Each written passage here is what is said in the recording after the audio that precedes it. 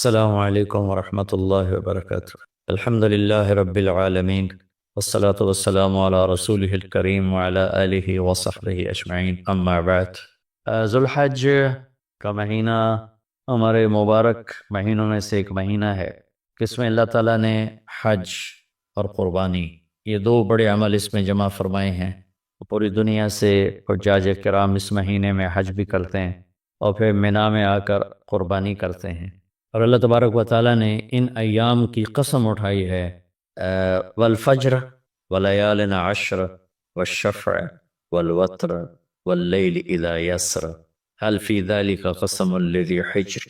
اور کسی دن کی قسم اللہ نے ایسے نہیں اٹھائی، خاص کر اللہ کو عید کے دن کی قسم اٹھائے یا جمعے کی قسم اٹھائے یا لیلۃ القدر کی قسم اٹھائے، انا انزلناہ فی لیلۃ القدر وما ادراک ما لیلۃ القدر، یہ فرمائی خبر دی۔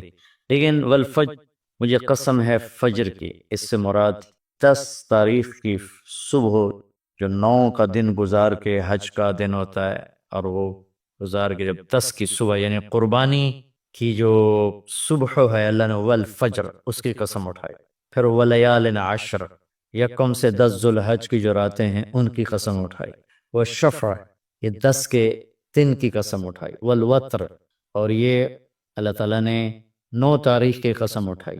واللیل اذا یسر، اور یہ 9 اور 10 کی درمیانی رات کی اللہ تعالیٰ نے قسم اٹھائی۔ یہ کسی بھی ٹائم کی، دن کی، مہینے کی، سال کی، اس طرح اللہ تعالیٰ نے خوبصورت انداز میں قسم نہیں اٹھائی جیسی اللہ تبارک و تعالیٰ نے یہ ان 10 دن راتیں، 9 کا دن، 10 کا دن، 10 کی رات، 10 کی صبح ہو۔ اور اللہ کے نبی کا فرمان ہے کہ ان 10 دنوں میں اللہ تعالیٰ کو جتنی عبادت پسند ہے وہ اور کسی دن میں بھی پسند نہیں، اور اس میں کوئی شک نہیں، ان 10 دنوں میں سب سے بڑی عبادت وہ حج ہے، جس کو اللہ تعالیٰ نصیب فرمائے اور جس کے مقدر میں فرمائے۔ حج ان 10 دنوں کی سب سے بڑی عبادت ہے۔ عرفات کی ایک دن کی حاضری وہ 10 لاکھ دن کی حاضری یا 1 لاکھ دن کی عبادت کے برابر ہوتی ہے، اور عرفات کے دن کی حاضری میں اللہ تعالیٰ کا ارشاد ہوتا ہے، میرے بندو آج اتنے گناہ لے کر آؤ، جتنے بارش کے قطرے، جتنے درختوں کے پتے، جتنے ریت کے ذرے، جتنے گردش ایام میں جب سے ٹائم شروع ہوا ہے اس میں بننے والے دن اور رات، اور یہاں کے توبہ کرو میں سب معاف کروں گا۔ اور عرفات کے دن جتنا شیطان ذلیل ہوتا ہے اتنا کسی دن بھی ذلیل نہیں ہوتا، اور میرے محبوب صلی اللہ علیہ وسلم نے یہ دن حج کا، عرفہ کا، زور اثر کٹھی پڑھ کے پھر سارا دن شام تک کوئی 5-6 گھنٹے مسلسل دعا مانگی، اور آپ نے فرمایا اس وقت میرا اللہ میرے صحابہ پہ فخر فرما رہا ہے، اور قربان جاؤں خطاب کے بیٹے پر، فرمایا اور عمر بن خطاب پہ اس وقت میرا اللہ خاص طور پہ خوش ہو رہا ہے، اور خاص طور پہ عمر بن خطاب پہ اللہ تعالیٰ فخر فرما رہا ہے۔ تو ان 10 دنوں میں جسے اللہ حج میسر فرما دے تو اس سے بڑی عبادت کوئی نہیں۔ حج میسر نہیں ہے تو پھر ان 10 دنوں میں نومی کا روزہ رکھنا، ان 10 دنوں میں روزے رکھنا، اس میں نوافل کی کثرت، صدقے کی کثرت، پھر قربانی، یہ سارے اعمال ان 10 دنوں میں انتہائی محبوب ہیں، جنہیں اللہ سعادت دے دے حج کی، بار بار جائیں۔ تابعوا بین الحج والعمرہ، حج عمرہ آگے پیچھے کرو، آگے پیچھے کرو۔ ایک بہت بڑا طبقہ ہے جو یہ کہتا ہے کہ ایک دفعہ فرض ہے اس کے بعد کوئی ضروری نہیں۔ میں کب کہتا ہوں کہ ضروری ہے؟ ضروری نہیں ہے، لیکن ضروری کا مطلب فرض نہیں ہے، لیکن اللہ اس کے رسول کو پسند ہے کہ اس کے گھر بار بار آیا جائے، بار بار حاضری دی جائے۔ اللہ کے نبی کو تو آخر عمر میں جا کے موقع ملا، اس کے بعد آپ دنیا سے تشریف لے گئے۔ اگر آپ اس کے بعد زندہ رہتے تو یقیناً آپ ضرور حج کرتے، چونکہ آپ نے جتنے سال مکہ میں گزارے آپ نے ہر سال حج کی، نبوت کے اعلان سے پہلے بھی اور نبوت کے اعلان کے بعد بھی آپ نے مسلسل حج کی، اور 4 عمرے آپ نے فرمائے زندگی میں، 4 عمر۔ ایک عمرہ مدینہ سے خاص طور پر تشریف لائے، جس کو ہم صلح حدیبیہ کہتے ہیں، وہ ہو نہیں سکا، لیکن آپ نے وہیں عمرے کا کام پورا کیا، سر مڑائے، احرام کھولے، پھر اگلے سال آپ اس کی قضاء کے لیے تشریف لائے۔ پھر ایک عمرہ آپ نے فتح مکہ کے بعد جعرانہ سے احرام باندھ کے تشریف لائے اور عمرہ کیا، اور ایک عمرہ آپ نے اپنے حج کے ساتھ کیا۔ صدیقی دور میں پہلا سال جنگوں میں گزر گیا، دوسرے سال صدیق اکبر اپنے پورے ساتھیوں کے ساتھ حج کے تشریف لائے، فاروقی دور میں عمر بن خطاب رضی اللہ تعالیٰ عنہ 10 سال حکومت کی، 10 سال حج کیا، ہر سال حج پہ تشریف لائے۔ عثمان رضی اللہ تعالیٰ عنہ نے اپنی خلافت کے دور میں جب تک امن رہا ہر سال حج کرتے رہے۔ جب فساد شروع ہوا تو آپ رکے، اس میں شہید ہو گئے۔ علی رضی اللہ تعالیٰ عنہ کو موقع نہیں ملا، جنگوں میں زندگی گزر گئی اور اسی میں آپ اللہ پاک کی بارگاہ میں پہنچ گئے۔ تو لیکن باقی 3 ساتھیوں کی خلافت کے دور میں آپ نے بکثرت حج اور عمرے کیے۔ تو دین کے کسی عمل کو یوں کہہ کر ہلکا نہیں بنانا چاہیے کہ اس کی کیا ضرورت ہے، اتنا پیسہ خرچ کرتے ہیں، اس کی کیا ضرورت ہے، کسی غریب کو دے دیا جائے۔ یہ اس طرح تخاول نہیں کرنا چاہیے کہ اللہ کے گھر کی حاضری کو اتنا ہلکا نہیں سمجھنا چاہیے۔ میرا اللہ بلائے تو بار بار جانا چاہیے، اور جس کو اللہ توفیق دے عمرے پہ جائے، حج پہ جائے۔ ہاں، غریبوں پر بھی خرچ کرے، اپنے رشتہ داروں پر خرچ کرے، ضرورت مندوں پر خرچ کرے، لیکن اللہ کے فضل سے امید ہے جو اس طرح اللہ کے گھر جانے پر خرچ کرتے ہیں تو اپنے اللہ کے فضل سے غریبوں پر بھی خرچ کرتے ہیں۔ اس کو آپس میں یوں اس کا مقابلہ نہیں کرنا چاہیے، یہ چیز اللہ کو پسند نہیں ہے۔ شہنشاہ کے، دنیا کے سب سے بڑے بادشاہ کے دربار میں حاضری کو ہم اتنا ہلکا نہ سمجھیں، بہت بڑی سعادت ہے۔ حضرت امام حسن کی سنا دیتا ہوں۔ امام حسن رضی اللہ تعالی عنہ نے 20 حج پیدل کیے، مدینہ سے پیدل تشریف لاتے تھے اور حج فرماتے تھے۔ 20 حج، یہ تو اہل بیت کے جگر گوشہ رسول ہیں اور جگر اہل بیت ہیں، تو 20 حج فرمایا آپ نے، پیدل فرمایا، مدینہ سے تشریف لائے مکہ پیدل۔ ایسے امام حسین رضی اللہ عنہ نے کئی حج پیدل مجھے ان کا عدد یاد نہیں، امام حسن کا مجھے یاد ہے 20 حج پیدل کے، اور اللہ کے نیک بندوں نے برس ہا برس اللہ کی بارگاہ میں پیدل حاضریاں دی ہیں۔ تو ان 10 دنوں میں عبادت کا ذوق بڑھنا چاہیے، نوافل بڑھائے جائیں، ذکر بڑھائے جائے، تلاوت بڑھائی جائے، ہمت ہو تو روزے رکھے جائیں، خاص طور پہ 9 تاریخ کا روزہ پچھلے سال کے سارے گناہ معاف ہو جاتے ہیں، یہ ایک دن کا جو روزہ ہے۔ پھر اس کا دوسرا جو بڑا عمل ہے وہ قربانی ہے، اور یہ قربانی آدم علیہ السلام سے چلی آ رہی۔ وَاتْلُ عَلَيْهِمْ نَبَأَ ابْنَيْ آدَمَ بِالْحَقِّ إِذْ قَرَّبَا قُرْبَانًا فَتُقُبِّلَ مِنْ أَحَدِهِمَا وَلَمْ يُتَقَبَّلْ مِنَ الْآخَرِ۔ اس قربانی کی بنیاد تو آدم علیہ السلام سے بڑی ہے، لیکن ہمیں جو حکم ملا ہے وہ سنت ابیکم ابراہیم، وہ ابراہیم علیہ السلام کی سنت ہے قربانی۔ یہ بہت خوبصورت قصہ ہے اور بہت عجیب و غریب قصہ ہے کہ اللہ پر سب کچھ لگا دینا۔ ایک شخص کو اولاد کے لیے دعا مانگتے مانگتے مانگتے کچھ 60 برس گزر گئے، 65 برس گزر گئے۔ رب ہب لی من الصالحین، یا اللہ مجھے نیک اولاد دے دے، نیک اولاد دے دے۔ نیک اولاد میری 84 سال کی عمر، اللہ نے 84 سال کی عمر میں بیٹا دی۔ بڑھاپے کی اولاد تو دل پکڑ لیتے، اور ابھی چند دن نہیں گزرے تھے کہ اللہ نے کہا جاؤ اسے چھوڑ کے آؤ۔ یہ کہاں چھوڑ کے آؤں؟ جبریل آئے گا تمہیں راستہ بتائے گا۔ تو جبریل انسانی شکل میں آئے، وہ براق کی طرح نہیں یہ سفر ہوا کہ ایک دم میں پہنچا دیا، بلکہ جبریل انسانی شکل میں آئے، اونٹنی پر سوار ہو کر ابراہیم علیہ السلام دوسری اونٹنی پر، بچہ اور بیگم، اور ان کو فلسطین سے چلایا، اور چلاتے چلاتے چلاتے چلاتے جب مکے کے کالے پہاڑ آ گئے جہاں کچھ بھی نہیں ہے، نہ پانی نہ سایہ، کہیں چھوڑ دو۔ بیت اللہ ٹیلا تھا اس وقت، یہاں چھوڑ دو۔ تو ابراہیم علیہ السلام جو آگ میں ڈلتے ہوئے نہیں گھبرائے، یہ بات سنی تو گھبرا کر کہنے لگے یہاں کیسے چھوڑ دوں، یہاں تو کچھ بھی نہیں ہے۔ تو جبریل نے کہا جی آپ کے اللہ کی منشا ہے کہ اس بچے کو یہیں چھوڑ دیا جائے۔ تو نے وہیں چھوڑا اور واپس چل دیا۔ حضرت ہاجرہ حیران پریشان ہو گئے، کہاں چھوڑ کے جا رہے ہو، کیوں چھوڑ کے جا رہے ہو؟ جواب نہیں دے رہے، 3 میل ان کے ساتھ چلتے نہیں، وہ جواب ہی نہیں دے رہے۔ 3 میل کے بعد ان کو یاد آئی یہ تو اللہ کے نبی ہیں۔ اللہ امرک، ابراہیم کا یہ اللہ کا حکم ہے، کہاں اللہ کا حکم، اذن لن یضیعنا اللہ، جاؤ پھر اللہ مجھے ضائع نہیں کرے۔ اس طرح بنیاد رکھی، بچے کو ایسے جنگل میں چھوڑا۔ جب وہ بڑے ہو گئے تب حکم آیا جاؤ ذبح کرو۔ تو اب آپ کی عمر ہو چکی ہے کوئی 92 سال یا 94 سال، 90 پلس ہے، 100%۔ فلسطین سے چلے مکہ جا رہے ہیں، کیا کرنے جا رہے ہیں؟ بچہ ذبح کرنے جا رہے ہیں، کوئی مرغی اور بکرا ذبح کرنے نہیں جا رہے ہیں۔ پھر ان کو تیار کرا کے مینا کی وادی میں لا کر کہنے کہ بیٹا اللہ کا حکم ہے تمہیں ذبح کر۔ تو بیٹے نے کہا یا ابت افعل، تو آپ کر دیں جو کرنا ہے۔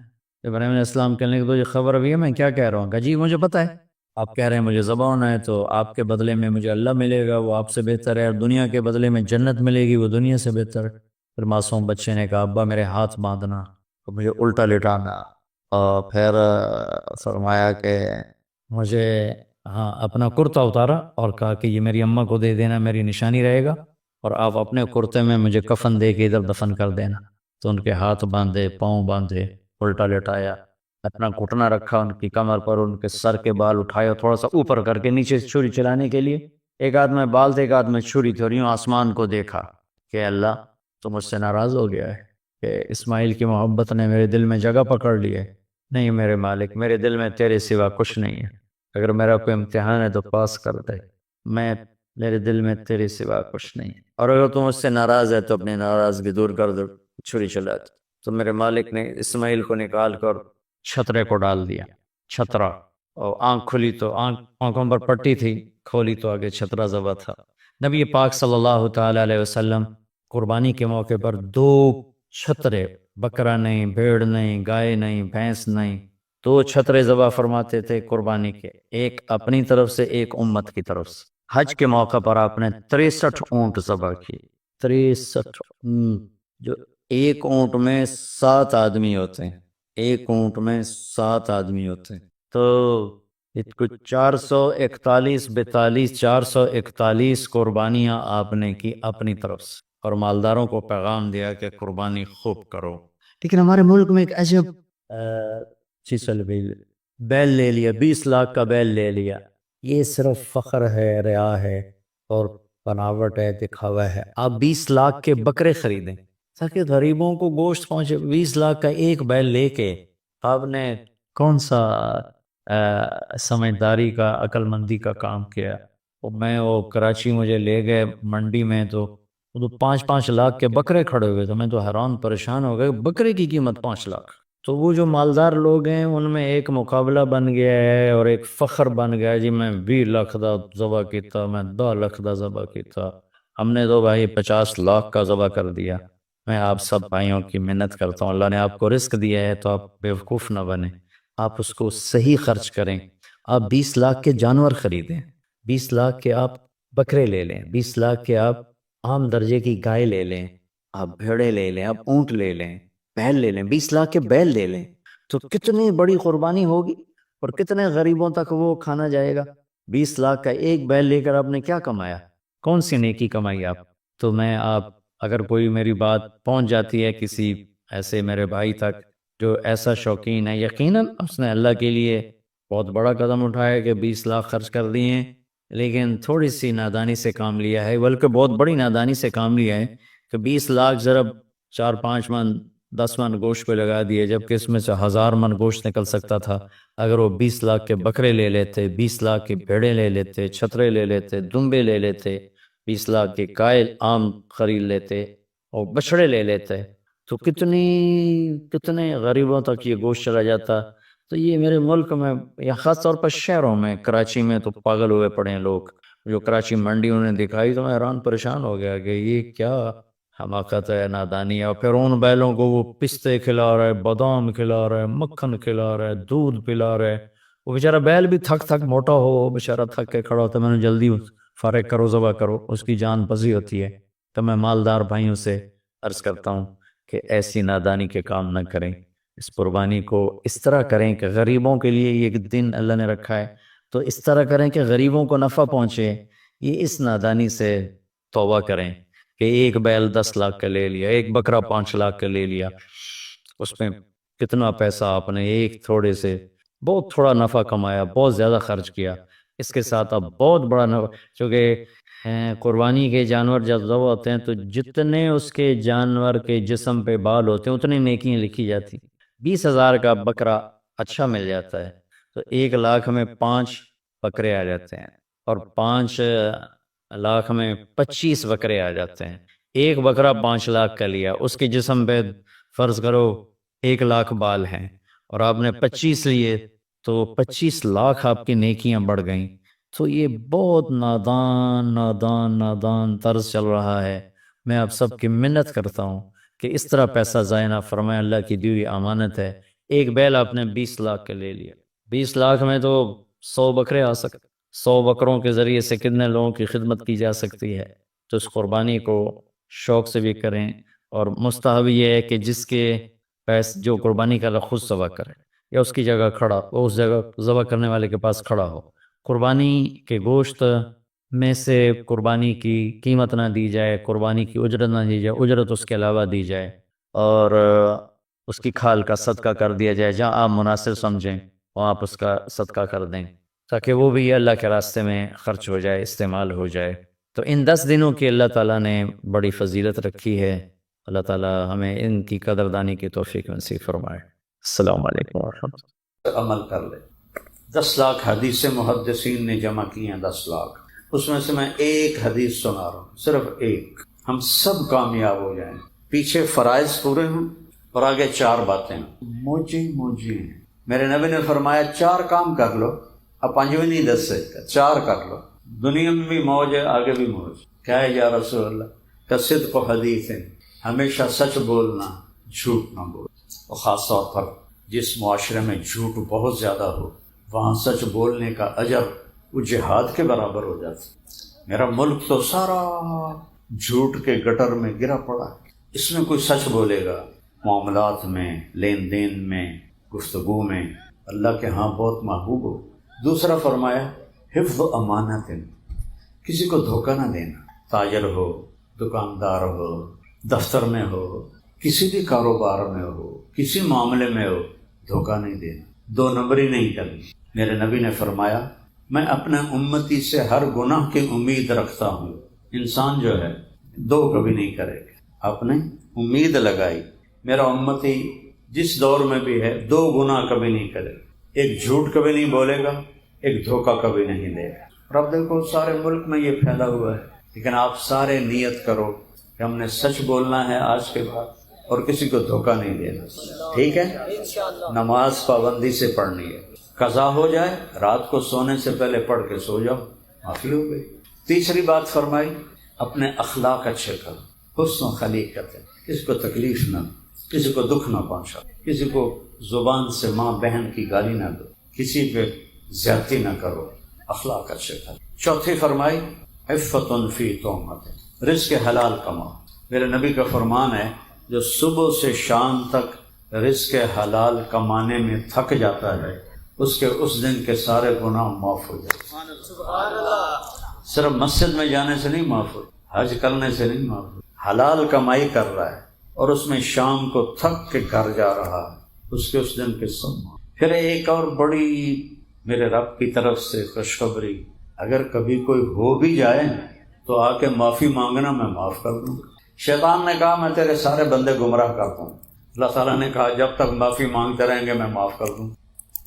یہ میرا غرفہ ہے نا، اس کو دھونے کے لیے 1 بالٹی پانی چاہیے کم از کم، صاف ستھرا ہو جائے۔ 100 سال کے گناہ ہونا کتنا ڈھیر لگے، 1000 سال کے گناہ، ایک چھوٹا سا آنسو کا قطرہ دونوں آنکھوں میں آئے جو نیچے بھی نہ گرے، صرف اکھاں نو تر کر دے وے، تو یہ چھوٹے سے 2 قطرے 1000 سال کے گناہوں کو دھو کے رکھ دے۔ وہ کہتا نا یا اللہ معافی دے دے، غلطی ہو گئی، میں نے تو 1000 ویسے کہہ دیا ہے، میرا اللہ کہتا ہے مترا والی کی زمین سے گناہ جمع کرو اور آسمان کی چھت کو لگا دو، پھر ایک دفعہ کہہ دو یا اللہ معاف کر دے، کہ تمہیں سارے معاف کر دو۔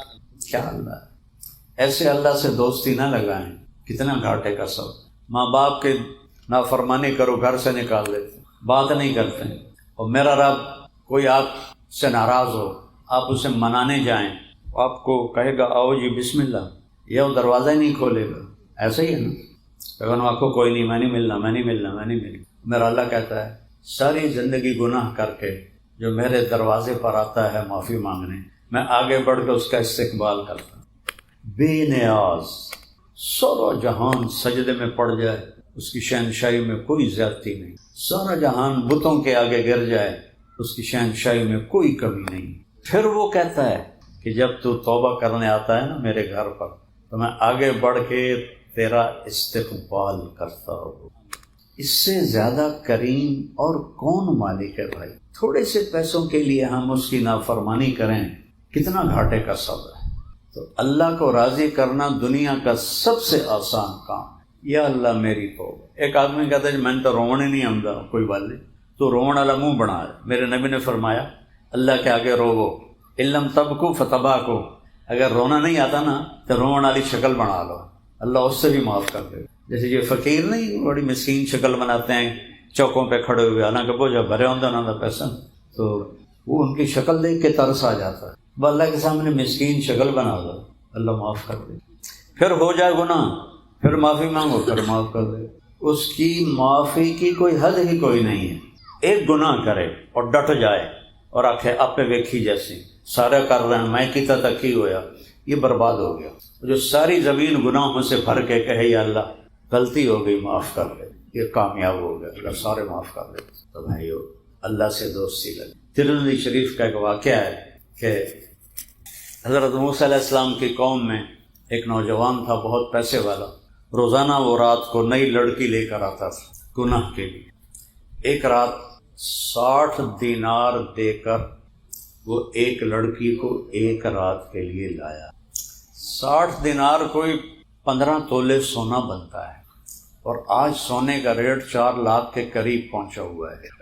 تو 3,70,000 تک ریٹ پہنچا ہوا ہے. 15 سے ضرب دو تو 4.5 کروڑ بن جاتا ہے. ایک رات کے لیے جو اتنا پیسہ رکھتا، اس نے دروازہ بند کیا. جب وہ لڑکی کی طرف پھرا تو وہ رو رہی تھی. اس نے کہا کیوں رو رہی ہو، میں کوئی تینوں زبردستی تو نہیں آتا. وہ کہنے لگی کفل، اس کا نام کفل تھا، میں بازاری عورت نہیں ہاں، میں عزت دار ہاں، شریف گھر دیاں، اب میں نے بھوک نہیں اتھے لے آتا. جب مالدار لوگ سخی نہیں ہوتے نا تو غریبوں کی بیٹیاں طوائفیں بن جاتی. تو اس کو روتا دیکھ کر اس کا دل پگھل گیا. کہنے لگا اچھا میری بہن جا، جس عزت کے ساتھ آئی تھی اسی عزت کے ساتھ چلی جا. جو میں نے تجھے دیا ہے وہ بھی تجھے ہدیہ ہے، اور میرے لیے دعا کر دے، میں کتا ہوں. کفل نے نہیں پتا اگلے گھنٹے کی آن والا. تھوڑی دیر بعد کفل کی موت واقع ہوگی، ہارٹ اٹیک کہہ لو.